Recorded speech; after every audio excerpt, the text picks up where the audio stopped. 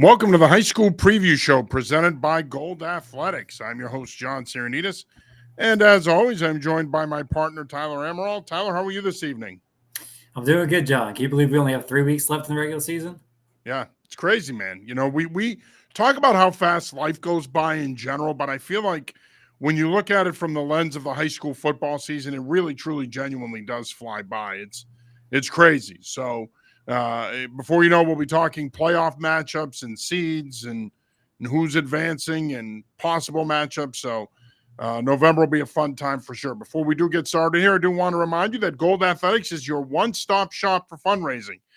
They have recently expanded into Maine and New Hampshire with Blaze and Jeff Whitman. They are ready to support even more programs across New England. Whether you're in football or any other sport, reach out to Gold Athletics and they'll make sure your program raises the money. All right, Tyler, we've got another jam-packed weekend of high school football action in New England. Some big matchups across the region. As always, we're going to start with the MIA matchups. We're going to start here in Massachusetts. First up, we have Xaverian at BC High in a big Catholic conference tilt. Xaverian coming off a tough 40-37 loss to CM. BC High coming off a win over Malden Catholic. Boston College High School has certainly turned things around under alumnus Paul Zakauskas. He has done a good job. They're undefeated. The X looking to get back on track after a tough loss. We're unsure right now if they'll be with or without Vincent Busa, which was a big loss for them last week. But nonetheless, this should be a pretty good game between an up-and-coming BC High program and a Xaverian program that's trying to get back on track after last week. It should be. It's clearly the best matchup in the Catholic Conference this week. BC High, I've been impressed with their defense throughout this year. And that continued last week against Malden Catholic, who had been kind of dominating their competition in the non-league slate. So I think BC High is good. I think they're sort of back. I expect them to be a playoff team for sure. I expect them to win at least one playoff game this year. Right now, they're seated at the top of Division I in the MIA Division I power rankings. So this could be a team that we're looking at as a Division I semifinalist down the road. Coach Zakauskas has done a great job in his first year there. We know they're going to be able to run the ball with him at the helm. And then you got Carter Carroll at quarterback as well. So BC has a tough team. I think even without Busa, though, I think Xaverian has enough in this game. They have a lot back from last year's state championship team. I think a lot more back than people might realize. I think people just kind of saw, Hasselbeck's gone. Where is this team going to be? They're a very good team. They're deep. Luke Bell, you saw him kind of take over last week and have a nice game for them. Will Wood really emerged last week. So ultimately, I think Xaverian has probably too many weapons in this game. I think it'll be a competitive game, something like 24-14 in that vicinity, but give me X. Yeah, it's gonna be tough for BC High, but one thing we've seen with them, they play really good defense. They run the football. They have the right type of trigger man to run the offense at quarterback. I think that this is a team that if Carter Carroll gets going early in the passing game and they can establish that running game, I think that it'll be a battle. I'm with you. I see it being one of those types of games, 21-14, 28-21 kind of game. All right, next up we have the Battle of the Bishops. Bishop Fenwick invades Attleboro to take on Bishop Fien in an intriguing matchup here between two programs that are expecting to make runs in their respective divisions come playoff time. Bishop Fien has gone undefeated since losing to Xaverian in week 1. Fenwick is kind of the team that people are forgetting in Division 5 coming into the season. A lot of people were picking Foxborough to repeat. Shawsheen as a possible contender, possibly Old Rochester. But a lot of people forgot about this Fenwick program because of what happened last year and them being ineligible to play in the postseason. Well, this Fenwick program looks like they're legit. This should be a pretty good matchup. It should be a pretty good matchup, and they've played some thrillers over the years. Fenwick, I think, again, like you said, the postseason ban last year across all sports, I think they were kind of out of sight, out of mind. But they bring a lot back from that team last year. Again, they were kind of that forgotten team. I think most people had Foxborough, Shawsheen as the matchup. I still see those two teams as probably the two favorites in Division 5, but Fenwick's kind of right there. If they pull off this win against Fien on the road, I think they're right in that top tier with Shawsheen and Foxborough. When these two teams play, I think you kind of expect it to go down to the last couple of possessions. Probably going to be a competitive, hard-nosed game with good defense. I think it's going to be similar here again. I think the Shamrocks get it done, though. Or Owen Mortis, I think he makes a play 24-21 Shamrocks. All right, next up, we're going to head up to the MVC for a big one up north. Methuen at Billerica. Billerica, of course, has been rolling in recent weeks. Big performance 2 weeks ago in an 83-point outing against Haverhill. They are coming off another win last week. They're going to take on a Methuen team that's led by Shane Eason and one of the better skill groups in Eastern Massachusetts, if not the state. This should be a really fun matchup between two teams that could score a lot of points. Defense is going to prevail in this one. Whichever team plays the best defense gives their team the best shot at winning it. But this is an old school shootout in the MVC this weekend. This game should be a lot of fun. Yeah, this is like Big 12 circa 2014. Like this is going to be a lot of points in this one. Yeah. I think we could see 80 plus points scored in this game. Billerica scored 80 on team. Right. Yeah, Billerica scored 80 alone against Haverhill a couple weeks back. Steven Gentile, he's really playing well right now. He's the quarterback, but he has like close to 500 yards and 10 rush touchdowns combined over the last 2 weeks. So he's really emerging as one of the top playmakers at the quarterback position in the state. And then, of course, everyone knows about Shane Eason, what he's able to do. I think he only had like 7 rushes last week and scored 5 times. So he can really score from anywhere on the field. He can score in the make plays out of the passing game, the running game, doesn't matter. So the Rangers are going to get him involved, of course. It's going to be a shootout. I think it's going to live up to that expectation. A lot of points scored in this game. I think the Rangers overall probably too deep. I like them 42-35, something like that. Yeah, I think it's going to be that kind of game. I mean, again, and that's not a knock on the respective defenses in either program, but these two teams have the skill talent to put up a lot of points. Next up, we're going to go out to Central Mass. Wachusett coming off a big win over Milton. They travel to Leominster to take on the Blue Devils. Blue Devils have played a pretty tough schedule. Classic Central Mass matchup here. Wachusett is starting to feel it now. Coach Stubzinski's Mountaineers are starting to round into form here. Talk about a shootout. This has the potential to be a high-scoring affair as well. It does. And a few weeks ago, I mentioned that Wachusett really has played this kind of really Eastern Mass heavy schedule. Out of their 8 games, I think 4 against Eastern Mass teams, and then they played Minneshaug, a good Western Mass program as well. So they're only playing a handful of Central Mass games. This is one of them here. I think Leominster is kind of in that group with like Grafton and Hudson as the top team in Central Mass right now, regardless of division. And Lopez might be the best quarterback in the state. So he's going to make plays. We know that Wachusett's coming off a huge win over Milton. And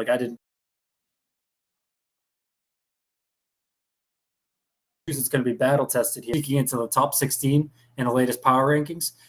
So this could be a playoff team here. Could be a potential playoff preview. I think ultimately, though, Lopez makes a couple plays down the stretch, and he's really the difference in this one. Yeah, I think that's the thing with Leominster. We've seen that with them the last couple of years. If they can win high-scoring games, obviously they had their hands full with Catholic Memorial a few weeks back, but we saw them go on the road and win at Milford in a shootout, 36-35. If this game kind of morphs into that, they certainly have the weapons and the firepower led by Lopez to win a high-scoring game. I'm leaning Leominster here, too. I think that they're pretty tough at home, and like I said, I think they have the skill group necessary to win a high-scoring game. All right, we're going to go out to Western Mass next up for Springfield Central at Minneshaug. Springfield Central rolling along here, taking on a Minneshaug team that's down, not as good as they've been in recent years, but this will be a test nonetheless for Springfield Central, at least in the first half, because they're playing an opponent that knows them well and can scheme them up. Springfield Central, again, we're getting to that time of the year, Tyler, where they're the forgotten team in D1, but they're going to be a player come playoff time. This will be a pretty good tune-up for them. It should be. I think, typically over the last few years, when you look at the schedule for Springfield Central, they play the 3 very difficult games to start, usually an out-of-state team and then a couple Catholics. Has kind of been their way they schedule. And then they have these 5 Western Mass games. And typically you can count on either Westfield or Minneshaug to give them a game. Both teams are a little down this year. Ultimately, I think Central just way too many horses for any team in Western Mass. And not even just any team in Western Mass. There's no school in Western Mass that plays above Division III other than Central. So this would be a handful for any Division III program. It's not just a Minneshaug thing or a Western Mass thing. Central just has too many horses once you start playing teams that are in Division II, III, IV, and below. So ultimately, I think Central rolls here. They're just too talented. Yeah, and this is going to be an interesting conversation this offseason. If, in fact, the Connecticut plan does come to fruition and it happens, I know that Springfield Central does not support it because they feel that they may get left out because the playoff field is going to be reduced from 16 to 8. But I do think you bring up a good point in that they're the only D1 team out there. And I think that is a caveat in all this, right? Like, obviously, it's hard for them to find games. They've had to go out of state. They've played Iona Prep. In the past, they played St. John's down in Maryland. They've played IMG Academy. Yeah, they've had to play out of state games. It's hard for them to get games in Massachusetts, but it'll be interesting to see how that all plays out. Division I appears to be the division that could be the sticking point in that proposal, passing or not passing. All right, we return to the Catholic Conference for our next matchup. Malden Catholic at St. John's Prep. Coach Gaff's Malden Catholic team coming off a loss to BC High. Much improved, however. They're starting to get their legs under them, starting to become a program that is developing in the Catholic Conference. St. John's Prep, I mean, what can you say? Coming off a big win over St. John Shrewsbury. We know how good the offense is with Vargas leading the way. This is a tall order for Malden Catholic, but I would not be surprised if at least for a half they played pretty tough here. Yeah, let me just say like this up front, like Malden Catholic, I love seeing programs turn around like this. Like who really had Malden Catholic on their radar this year? Coach Gaff's done a great job. They started off 4-0. Now they play this gauntlet of a slate in the Catholic Conference. You're looking at a team here in Division 4 where they could be 4-4 and be like a top 4 seed in Division 4, which I'm sure will go over well with all the public school fans out there. But Malden Catholic, they're a good, solid team. They were competitive with BC High last week, so they kind of showed that it wasn't just like they played this weak non-conference slate and kind of beat up on these teams. They're for real. They're going to contend in Division 4. We could say the same thing about St. John's Prep as we could about Springfield Central, CM, Zavarian. Just some of these teams, they have too many horses. St. John's Prep's one of those teams. That Vargas to Barlow connection is unreal, probably the best in the state. So I've got St. John's Prep here. Yeah, I think they can hang with them for a little bit, but I just think that passing game and that offensive attack in general, I think it's gonna be tough for a lot of people. Next up, we go down to the South Shore. We have Hingham at Marshfield, traditional Patriot League rivalry matchup. Hingham has been a surprise this year. A lot of people have kind of been sleeping on them, but they're off to a pretty good start. Marshfield has built a pretty good resume up until this point. They got off to a slow start because they were playing a tough schedule, but Chris Aruka's Rams have hit their stride now. Look, I'll say this. TJ Burns doing a pretty good job at Hingham here. He's got this program back on track here. Don't sleep on the Harbormen. This is a rivalry game. I think this is going to be a pretty good matchup. Don't be surprised if Hingham hangs around in this one well into the fourth and positions themselves to pick up the win. It should be a competitive game for sure. These teams obviously know each other well. Hingham knows Chris Aruka well, obviously, and vice versa. So this should be a really fun matchup. I think the impressive thing with Marshfield, right, is like everyone always talks about the offense, right? And like they got beat up week 1 against St. John's Prep. Week 2, they come back, fall down 20-0, didn't quit, stuck to their game plan, stuck to the script, came back and won that game against Bethune. And then they won a really tight game, a defensive battle against Mansfield on the road. And I think that was kind of the sign of a good team and maybe this team transitioning into a team that's able to win in multiple ways, which is going to be important when they play a team like CM again or King Philip in the playoffs down the road here. So I think this would be a good game. You mentioned Hingham. They've kind of surprised. I agree with that. They lost to Hanover. They have a couple big tests coming up here, right? You mentioned Marshfield. And then you got Duxbury coming up as well. So we'll see how good this team is and if they're kind of poised to make a run in Division 3 this year. Ultimately, though, I think the Rams and that pace really wears on teams. I think Tormas is one of the better playmakers at the quarterback position in the state. I've got the Rams here. All right, we're going to stay in the neighborhood, not exactly South Shore, a little further south than that. But next up, we have Barnstable at Dartmouth.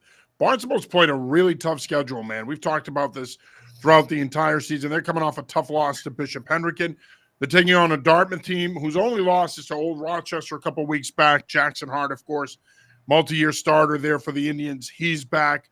Look, when you look at this game, it is in many ways, even though schematically, these two teams are similar. It's also a contrast in styles in many ways.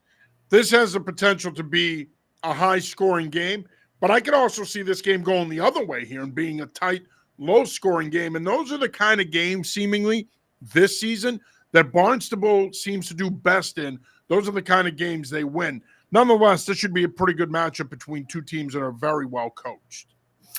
Yeah, I think this one is going to be fun, right? Like you mentioned, the contrasting styles. Like I think Dartmouth would be more comfortable if this game's played in the 25 plus range. Barnstable probably wants to keep it below 20. I saw Dartmouth play last week, and they really had Hendricken on the ropes. They had a rough final 10 minutes, and Hendricken was able to sneak one out there, on the Cape. I was impressed with Barnstable. I wasn't sure what to expect. They played a lot of close games. They played a tough schedule, but there was a lot of close games in there. I wasn't really sure what to expect. Jason Dyer's for real at running back. He's a very good player. Sophomore linebacker, Anthony Perello, one of the best linebackers in the state, regardless of division, regardless of class. He was awesome last week against Hendricken. So I'm a believer in this Barnstable team. I'm a believer specifically in the defense. I think it's going to be a close game. They have a good kicking game as well. I think that's going to be the difference. 17-14 Redhawks.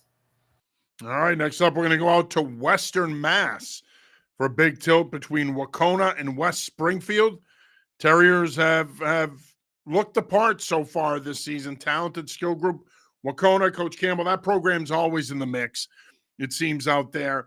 Should be a pretty good matchup between two programs that have a chance to make a run in their respective divisions in a couple of weeks when the playoffs start.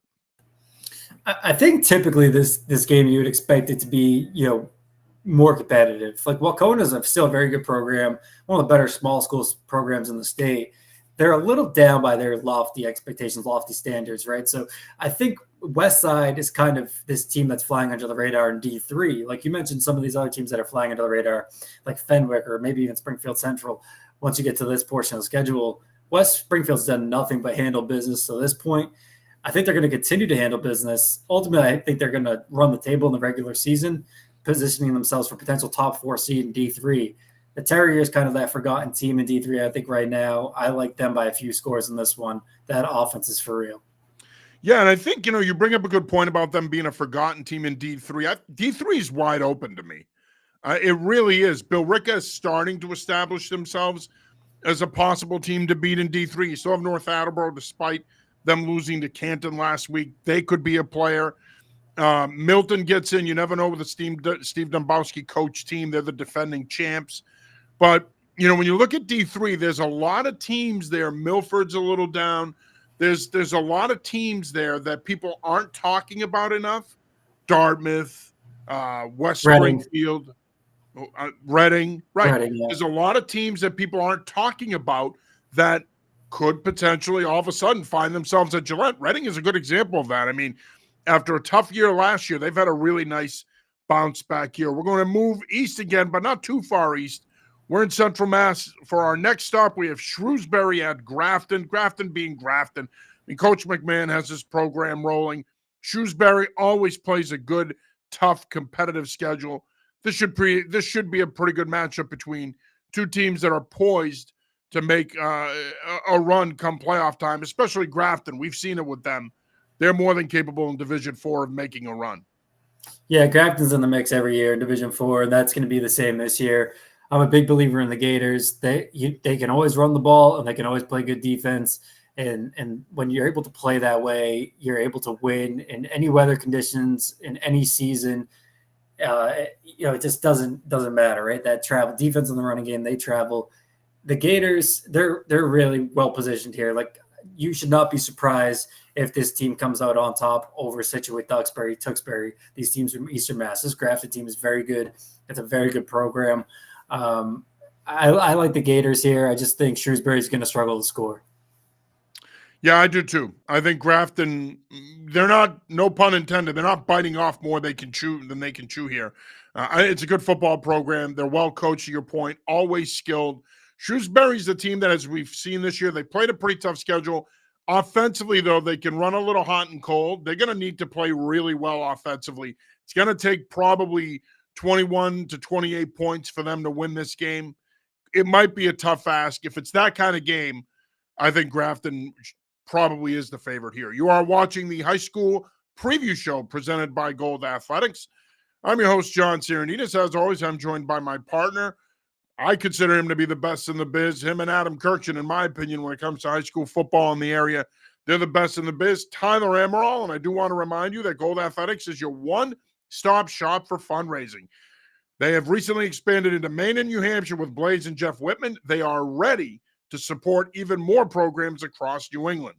Whether you're in football or any other sport, reach out to Gold Athletics and they'll make sure your program raises the money. So visit goldathletics.com today. All right.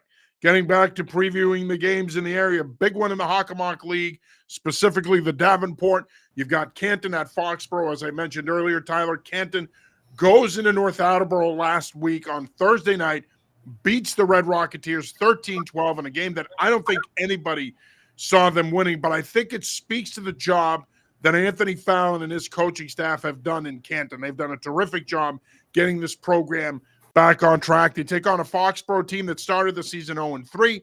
They've won 2 in a row since. They're starting to look like the Foxborough team we thought they were going to be, specifically when it comes to their offense and running the football. Ben Angelini's back. Now they can be more balanced, make some big plays down the field in the passing game. But nonetheless, Canton, despite the fact that they're coming off a big win over North Attleboro, it's going to be a tall order for them to beat 2 Hockomock League Blue Bloods in a row. Going into Foxborough and winning is tough. It is tough, and you're right. And I don't think many people would have predicted Canton to beat North last week. It was a great win for the program and really kind of threw a wrench into the Davenport mix because you talked about North, you talked about Canton. We've got Foxborough in this matchup. There's also Mansfield, so it's really a 4-team race. It's going to be a fun race here over the next month or so. So Foxborough, I think a lot of people were like, "What's going on with Foxborough?" Like they started off pretty slow this year, started off 0-3. But they played a brutal schedule, right? Like they played Situate, who I think is the favorite in Division 4, KP, who's one of the favorites in Division 2, and who am I missing here? Walpole, who's the defending Division 3 runner-up. So they played a very challenging schedule. You mentioned that they're kind of starting to right the ship a little bit here offensively. I think that's due a large part to Angelini being back. When I saw them play against Situate, he did not play in that one. He makes all the difference in the world. He's not just one of the better backs, one of the better players in backs in Division 5. He's one of the best backs in the entire state. So I think Foxborough is kind of starting to figure things out here. They're going to get hot. They're going to be a team that nobody wants to see in Division 5, and I think they pull this one off here again. I don't think Canton's going to come up with 2 big road wins in a row.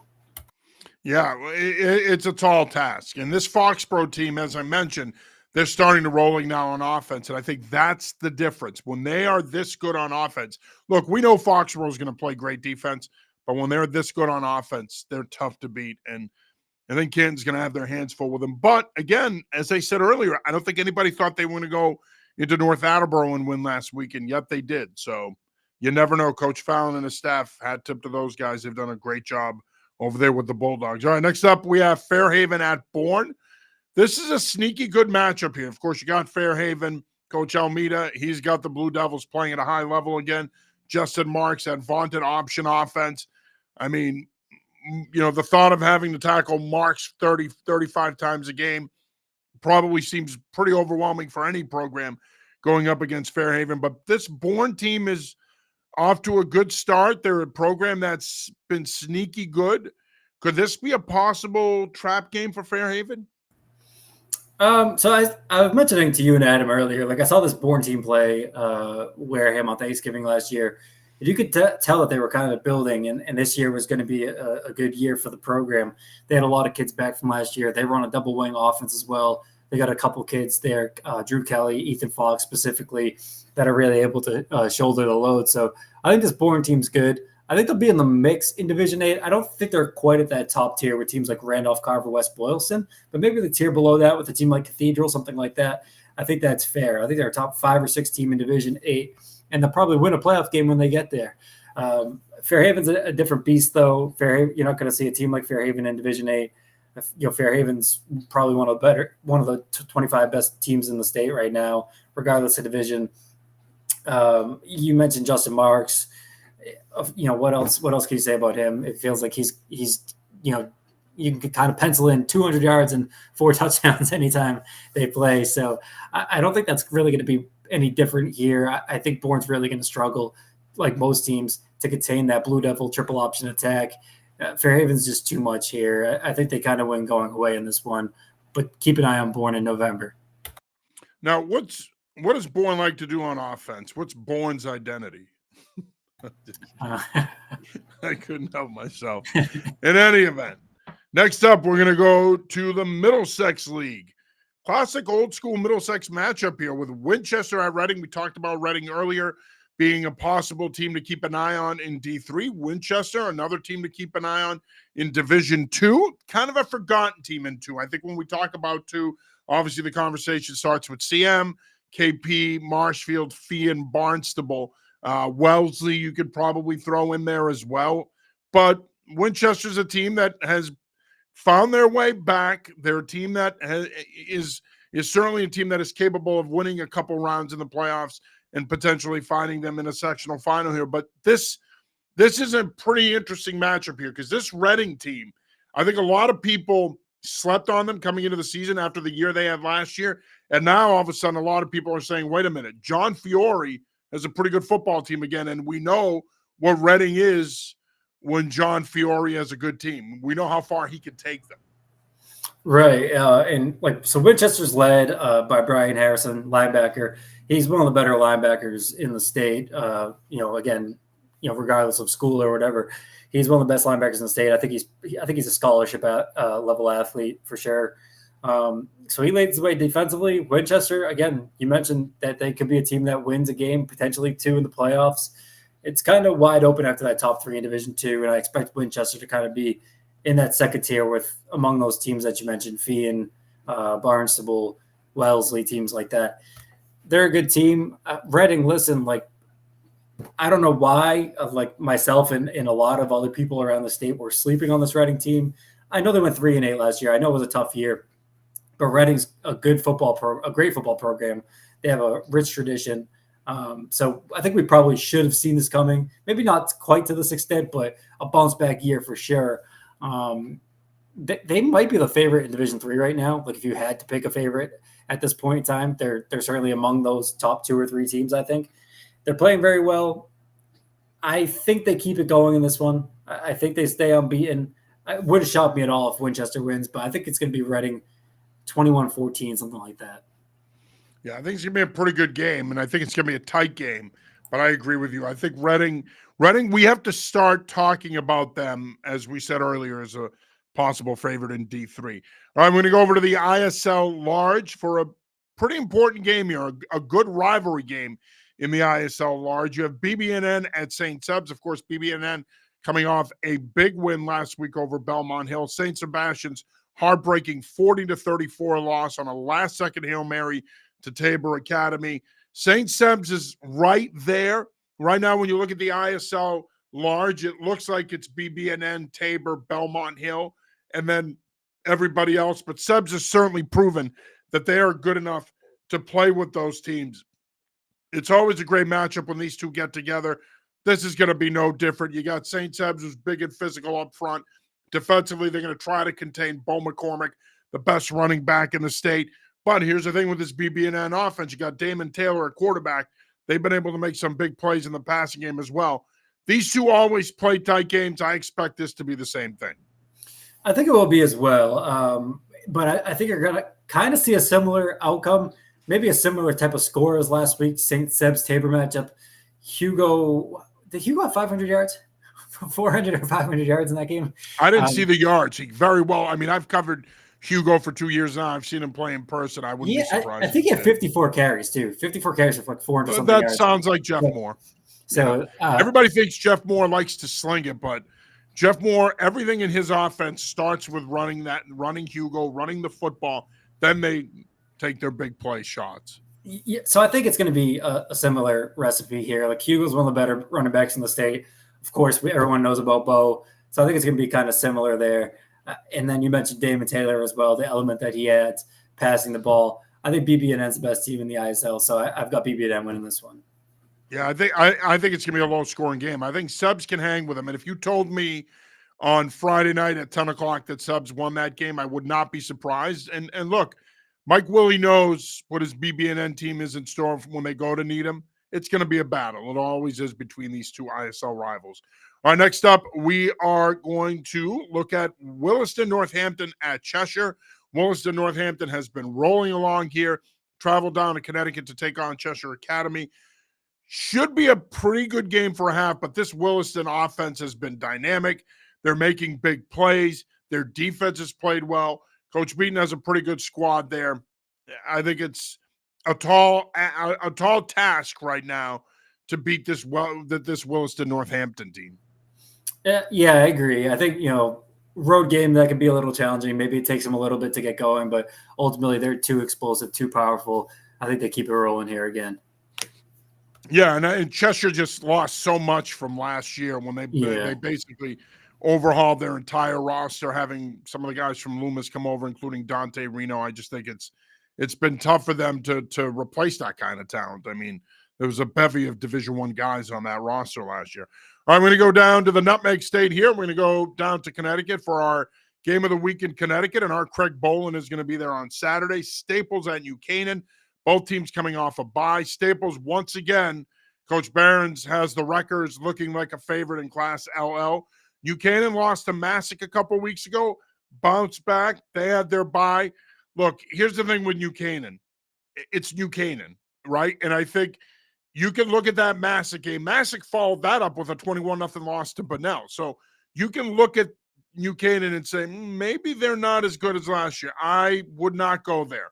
Ask that Staples staff if they feel the same way, because I'm going to tell you right now, they know a Saturday afternoon in New Canaan against that Rams team, it's always a tough matchup. This is going to be one hell of a game, and it's too bad that these two aren't in the same class. I mean, Staples is in Class LL, New Canaan is in Class L, although I'm fingers crossed that we get some – we have the potential to get some really good matchups in Class L come playoff time. But this is going to be a big test for both of these squads. I think we're going to have a better idea of what the rest of the season holds for these two programs after Saturday. So I don't know if the perception's the same in Connecticut as it is in Massachusetts, but I kind of get the sense that Staples is flying under the radar just a little bit right now. Because, I mean, when you lose a guy like Caleb Smith, I think a lot of people look at that and say, all right, this guy was arguably the best player in the state last year. Yeah. How do you replace all that? You know what I mean? And the same thing with New Canaan. But New Canaan brought back a little bit more skilled experience. You got Luke Robinson back. You got Andrew Esposito. That passing game is explosive. But I think a lot of people, to your point, Tyler, I don't want to say they were sleeping on Staples. I mean, they're the defending Class LL champs. But I do think a lot of people looked at them as they looked at Class LL as a whole, I feel. I mean, West Haven graduated some key guys like Armani Reed. They have Nick Conlon back. But I think a lot of those teams in Class LL, people looked at Class LL as being more wide open. Whereas in Class L, at the start of the season, and I still think it's the case, it was New Canaan, Darien, and everybody else. There was other good programs there, but they were the standard. I think part of the reason people are overlooking Staples is because, again, I don't know if people had high expectations, if there was a defined favorite in Class LL. I think that's fair. That's probably a good way to put it, is that LL was pretty wide open entering the season. I expect this to be a very competitive game, very tight game. I think it could go either way. I think it's going to be something like 24-21. I lean New Canaan here, though, but again, I wouldn't be shocked at all if Staples won this one. Yeah, neither would I. I mean, again, I think, look, I think for New Canaan, that Massac game probably gave people a little bit of a blueprint defensively. But again, Lou Marinelli's been around a long time. That program is well coached. They've each had 2 weeks to prepare for each other. So I think it's going to be a back and forth game. I lean Staples. I just think their style of play, they've got a really good young core that is meshing well with their senior class. I think New Canaan has the potential to make some big plays in this game, but I'm leaning Staples, but I think it's a push. It could go either way. I know I'm taking the wussy way out, but I think either one of these programs come Saturday evening, If you told me that Buchanan won, I'd be like, okay. If you told me Staples won, I'd be like, okay. All right, next up, we're going up to the great state of Maine. We got a big matchup in Class A. Portland at Thornton Academy. Thornton Academy's only loss this season, of course, was to Bedford, New Hampshire. Portland's only loss was to Bonnie Eagle. Portland's been nipping at Thornton's heels, though. And this is a big game for this Portland program because if they're going to show the state of Maine and the New England region that they have arrived, they've got to be able to go into Thornton and get this one. It's easier said than done. I mean, Thornton is a wagon. Again, kudos to that Bedford team for beating him. Bedford's one of the best teams in New England. So that wasn't necessarily a surprise, but Portland needs this one. But the question is, can they get it? So Portland's been playing some of the best football in Maine really since that Bonnie Eagle loss. They've been dominating teams. So I think this is a team to watch out for as we head into the playoff season up there in Maine. But ultimately, like Thornton Academy, they're in my opinion, they're clearly the best team in Maine. They're one of the best programs and best teams in New England. I think ultimately the Trojans are probably just too balanced, too deep for any team in Maine to handle. I think Portland's kind of on the come up here. I don't know. It could be maybe a one-score game. I probably lean two-score game, but I like Thornton Academy.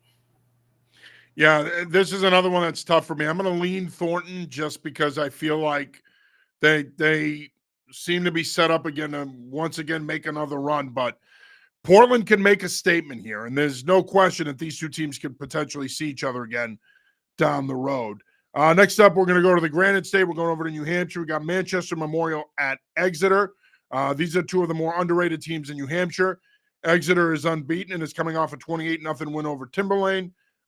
Manchester Memorial has played a pretty good schedule. They went down and played Central in Providence, lost to Mike Washington's squad. They've also lost to Concord. But this is a tricky spot here for Exeter because this Manchester team is talented.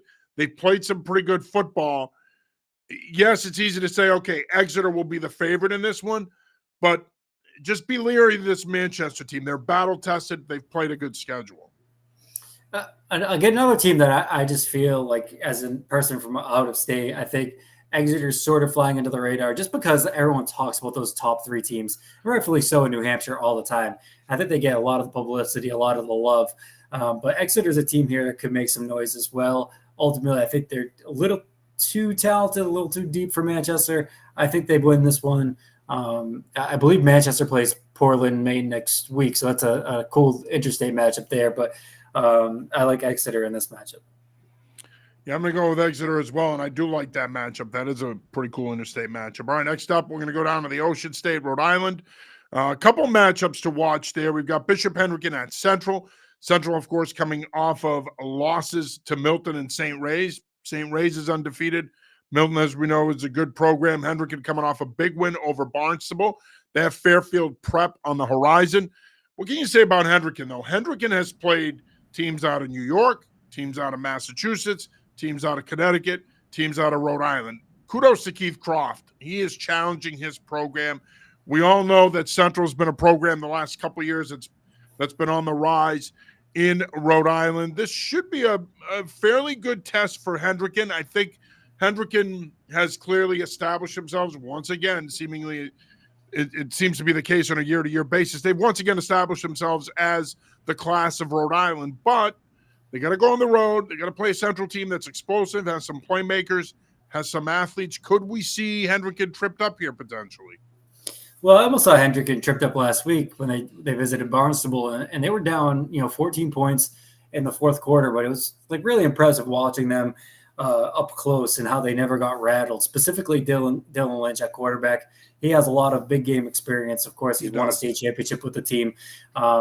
He accounted for almost 200 yards in just the final 10 minutes alone in that game when they were down by 14. Then they outscored it. Again, we talked about Barnstable's defense. They put up 21 points in the final 10 minutes on that Barnstable defense. So they really rallied down the stretch there. That was really impressive. They've got good balance on offense. They throw. I think they completed passes to 6 or 7 kids, which you just typically don't see in high school football. So they're very deep. They play good defense. I think Hendricken, they're just probably too good for any team in Rhode Island. I'm not sure that anyone really could even play them to a one-score game. I guess we'll see what happens in the playoffs, but I think Hendrick is just too deep right now. They have that championship experience.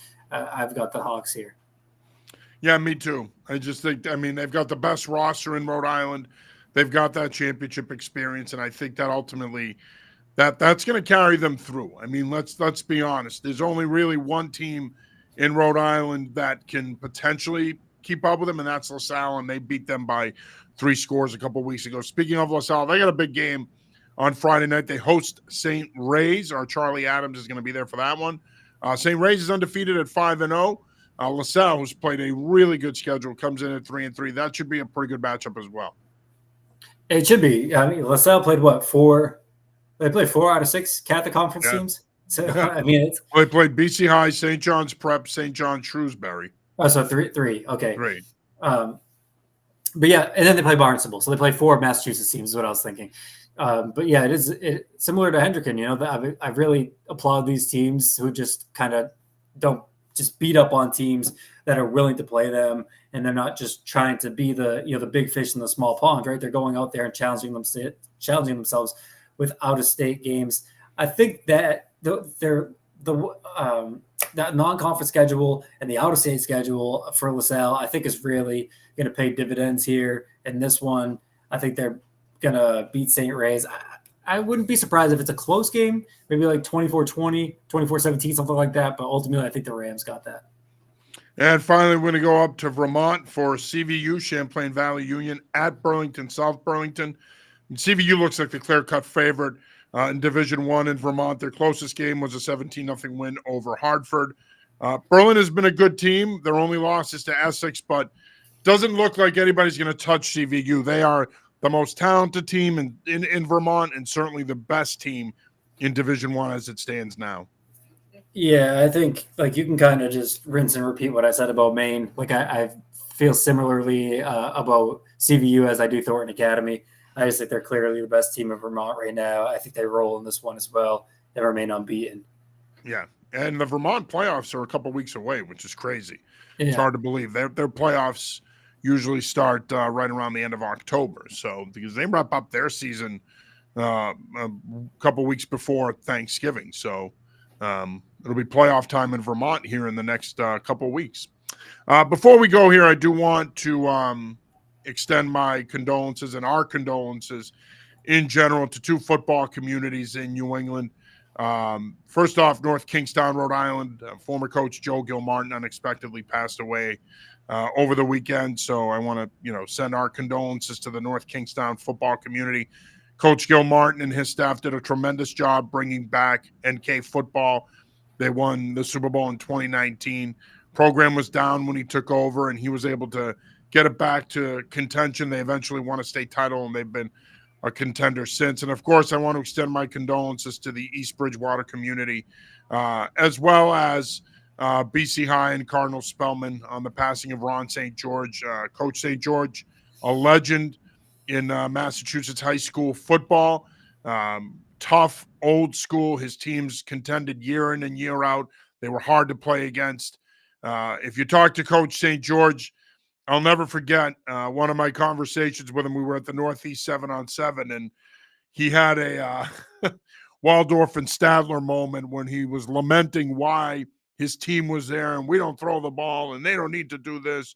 This stuff is soft. You got to run the ball to win. But it was classic Ron St. George. And if you knew Ron, he didn't pull any punches. That's who he was. So, we lost 2 good men, 2 very good coaches, 2 staples in their communities. And again, like I said, our thoughts are with the North Kingstown community and, of course, East Bridgewater, BC High, and Cardinal Spellman, all programs that Coach St. George coached. All right.